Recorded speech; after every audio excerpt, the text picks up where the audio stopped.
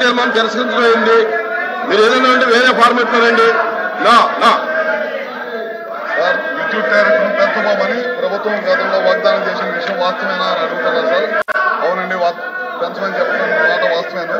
విద్యుత్ టారిఫ్ పెంచే ప్రతిపాదన ఏదైనా ఉందా అని చెప్పి అడగడం జరిగింది. లేదండి. అయితే మీ వివరాలు ఏమైనా అడిగారు. ఈ ప్రశ్న ఉత్పన్నం కాదండి. పాడు త్రిమూర్తులు గారు,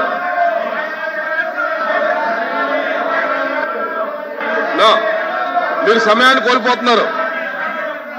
మీ ప్రశ్నకి సమాధానం చెప్తున్నారు. మినిస్టర్ గారు చెప్పారు.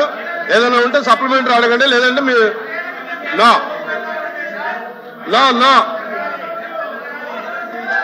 క్వశ్చన్ నెంబర్ 1358588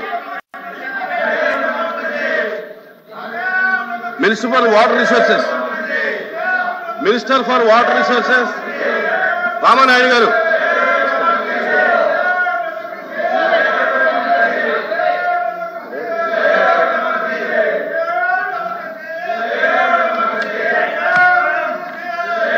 ధన్యవాదాలు అధ్యక్ష. మొదటి ప్రశ్నకు సమాధానం అవునండి. రెండవ ప్రశ్నకు సమాధానం అవునండి.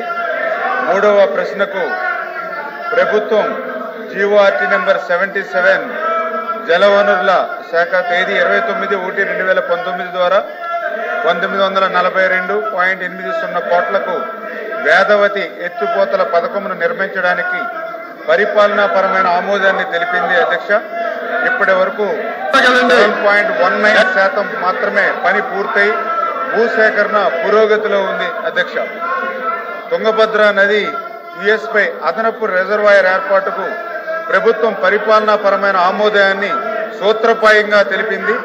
గుండ్రేవల సమీపంలోని కోట్ల విజయభాస్కర్ రెడ్డి సుంకేసుల బ్యారేజీ కర్నూలు జిల్లాలో 2890 కోట్లకు ఏదైతే జీపీఆర్ 154 టీ నెంబర్ జలవనరుల శాఖ 21/2/2019 ద్వారా ఇది మంచి పద్ధతి కాదు. రాష్ట్ర ప్రభుత్వం నుండి లోబడి ఇది అంతర్రాష్ట్ర ప్రాజెక్టు సమ్మతి కోసం తెలంగాణ ప్రభుత్వానికి డిపిఆర్ పంపడం జరిగింది అధ్యక్ష.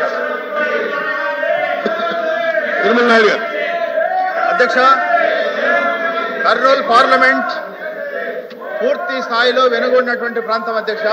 కనీస అవసరమైనటువంటి సాగునీరు లేక అక్కడ ఉన్నటువంటి కర్నూలు పార్లమెంట్లోని ఆలూరు, ఆదోని, మంత్రాలయం, ఎమ్మిగనూరు, పత్తికొండ, కొడుమూరు, ముఖ్యంగా కర్నూలు టౌన్ సంబంధించి తాగునీరు సమస్య కూడా ఎక్కువగా ఉంది అధ్యక్ష. దీనికి సంబంధించి ఆనాటి ముఖ్యమంత్రి నారా చంద్రబాబు నాయుడు గారు జీవో నంబర్ 100 ప్రకారం 2019లో 1942.38 కోట్లు మంజూరు చేస్తూ వేదావతి అనే ప్రాజెక్టుకు శంకుస్థాపన చేశాడు అధ్యక్ష. ఈ వేదావతి శాంక్షన్ అయితే అధ్యక్ష, కర్నూలు పార్లమెంటు పరిధిలోని 7 నియోజకవర్గాలు కనీస అవసరం లేనటువంటి సాగునీరు వచ్చే అవకాశం ఉంది అధ్యక్ష. అదేవిధంగా రెండోది, కర్నూలు పార్లమెంటు పరిధిలో ఏకైక నీటి వనరు తుంగభద్ర అధ్యక్ష. దీనికి సంబంధించి 20 టీఎంసీలు తుంగభద్ర ప్రాజెక్టు గుండ్రేవుల దగ్గర నిర్మాణం చేస్తే కనీస అవసరమైనటువంటి సాగునీరు అందించి కర్నూలు పార్లమెంటులో ఉన్నటువంటి రైతాంగము, అక్కడున్నటువంటి ముఖ్యంగా కర్నూలు ఒకప్పుడు రాజధానిగా ఉన్నటువంటి కర్నూలు టౌన్ అధ్యక్ష తాగునీరు ఇబ్బంది ఉంది అధ్యక్ష. ఈ గుండ్రేవులు పూర్తయితే ఈ సమస్యని కూడా పరిష్కారం అవుతుంది అధ్యక్ష. దీనికి సంబంధించి ఆనాటి ముఖ్యమంత్రి వర్యులు నారా చంద్రబాబు నాయుడు గారు 2019 ఫిబ్రవరి 21 తారీఖు నాడు 2890 కోట్లు మంజూరు చేశారు అధ్యక్ష. మరి గత ప్రభుత్వం ముఖ్యమంత్రిగా జగన్మోహన్ రెడ్డి గారు కర్నూలు పార్లమెంటును పూర్తిగా విస్మరించారు. అయిపోయింది. సప్లిమెంటరీ అడగండి. నేను సిగ్నేటర్ అధ్యక్ష. నేను కరెక్టే, ప్రసంగం కాదు క్వశ్చనే. మీరు క్వశ్చన్ అడగండి. 2 పాయింట్స్ అడుగుతున్నాను అధ్యక్ష. అయిపోయింది. గత ప్రభుత్వం, గత ముఖ్యమంత్రి జగన్మోహన్ రెడ్డి వేదవతి ప్రాజెక్టు పట్టించుకోలేదు అధ్యక్ష. గుండ్రేవులు మర్చిపోయాడు అధ్యక్ష. దీనికి సంబంధించి కర్నూలు పార్లమెంట్లోని రైతాంగము, కర్నూలు టౌన్ సంబంధించిన తాగునీరు అన్ని కూడా ఇబ్బంది అయింది అధ్యక్ష. దయవుంచి ఈ ప్రభుత్వం దీని మీద తగు చర్య తీసుకొని మీ ద్వారా నేను విజ్ఞప్తి చేస్తున్నాను అధ్యక్ష. భూమిరెడ్డి రామగోపాల్ రెడ్డి. ఉద్దేశంలోనే అత్యంత దారుణమైన పరిస్థితులు కర్నూలు పశ్చిమ ప్రాంతంలో ఉన్నాయి అధ్యక్ష. కనీసం ప్రజలకు సాగునీరు కాకుండా త్రాగునీటి కూడా అనేక రకాలుగా ఇబ్బందులు పడుతున్నారు. వీటన్నిటిని కూడా గమనించి 2019 సంవత్సరంలో తెలుగుదేశం పార్టీ అధికారంలో ఉన్నప్పుడు వేదవతి ప్రాజెక్టుకు మంజూరు చేయడం జరిగింది, పనులు కూడా ప్రారంభించడం జరిగింది అధ్యక్ష. కానీ జగన్మోహన్ రెడ్డి గారు వచ్చిన తర్వాత ఆ ప్రాంత రైతులు ఇబ్బంది పడే విధంగా ప్రజలకు కనీసం త్రాగునీటి సౌకర్యం కూడా లేకుండా ఆ ప్రాజెక్టులన్నింటినీ కూడా టెండర్లన్నింటినీ కూడా రద్దు చేయడం జరిగింది అధ్యక్ష.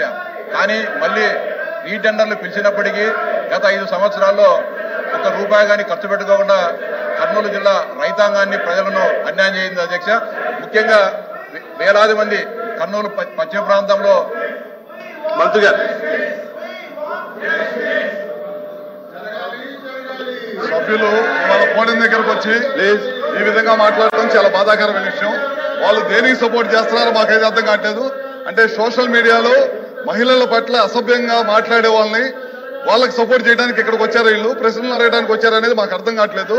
ఎందుకంటే గతంలో చూసాం ఆ సభలో ఆ రోజు ముఖ్యమంత్రిగా ఉండి జగన్మోహన్ రెడ్డి గారు చంద్రబాబు నాయుడు గారి కుటుంబ సభ్యుల్ని ఈ విధంగా మాట్లాడుతుంటే ఆ రోజు ఎకిల్ నవ్వులనేవి సమాజం తలదించుకునే విధంగా చేయడం జరిగింది. తర్వాత పవన్ కళ్యాణ్ గారి కుటుంబాన్ని అదేవిధంగా అనితా గారిని, మినిస్టర్ అనితా గారిని కాకుండా లాస్ట్ కి జగన్మోహన్ రెడ్డి గారి స్వయాన చెల్లెలను కూడా ట్రోలింగ్ చేసి ఇబ్బంది పెట్టిన పరిస్థితి ఎదుర్కొందన్నమాట ఈ రాష్ట్రంలో.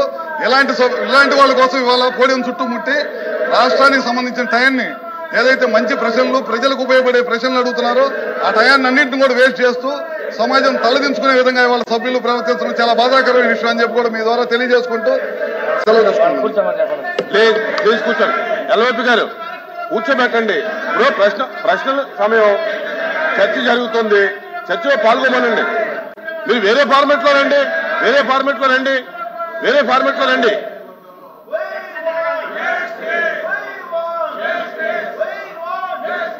ఎల్వైపీ గారు మారుతున్నారు.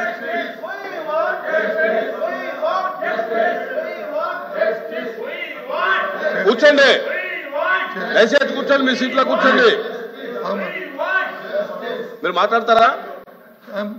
చైర్మన్ గారు చాలా అత్యవసరమైనది. రాష్ట్రంలో వచ్చి ఎంతో మంది యువకుల్ని ఈ సోషల్ మీడియా పోస్ట్ అని చెప్పని లేనిమని పెట్టి వాళ్ళని అరెస్టులు చేసి చట్టాన్ని చేతిలో తీసుకోవడం ఇప్పుడు ప్రజాస్వామ్యంలో జరగలేదు. మీరు వేరే ఫార్మెట్ లో రండి. వాయిదా తీర్మానం తిరస్కరించిన తర్వాత దాన్ని అలౌ చేయడం జరగదు. వాయిదా తీర్మానం ఒకసారి తిరస్కరించిన తర్వాత అది అలౌ చేయడం అనేది సాంప్రదాయం కాదు. దయచేసి మీరు వేరే ఫార్మెట్ లో రండి. దీని మీద కూర్చోవడానికి మంచి పద్ధతి కాదు. మహిళలపై అత్యాచారం వాళ్ళని సపోర్ట్ చేస్తున్నారు. కూర్చోండి.